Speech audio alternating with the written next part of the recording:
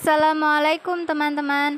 Perkenalkan, saya Aulia Asmarani, NIM 2619091, mahasiswa Tadris Matematika IAIN Pekalongan.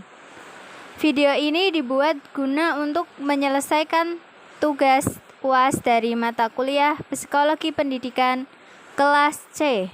Selamat menyaksikan. Pandemi COVID-19 sedang menyerang di Indonesia. Kondisi seperti ini, kalian tentu merasakan malas untuk belajar. Benar tidak? Nah, tenang saja. Ada 5 tips untuk mengatasi malas belajar. Yang pertama, tempat belajar yang nyaman. Banyak orang memiliki tempat favorit tersendiri untuk belajar, baik di dalam rumah maupun di luar rumah. Yang kedua, pilih waktu belajar yang tepat, yaitu bisa di pagi hari maupun di malam hari. Ini semua tergantung dengan diri kalian masing-masing.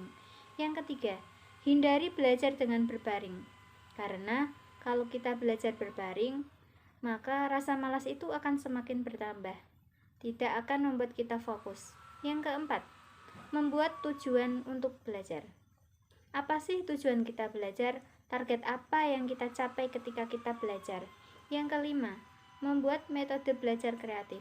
Misalnya, kita belajar bareng teman, membuat permainan, ataupun kuis-kuis yang membuat kalian tidak bosan belajar di rumah. Tiap orang pasti memiliki impian dan keinginan. Namun, tidak akan ada artinya tanpa adanya kemauan untuk bertindak. Belajar.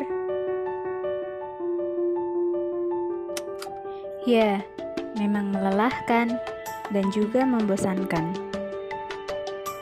Tapi, lebih melelahkan mana? Dengan perjuangan orang tuamu yang membiayai sekolah, dengan bekerja keras, yang ingin melihat anaknya lebih baik darinya.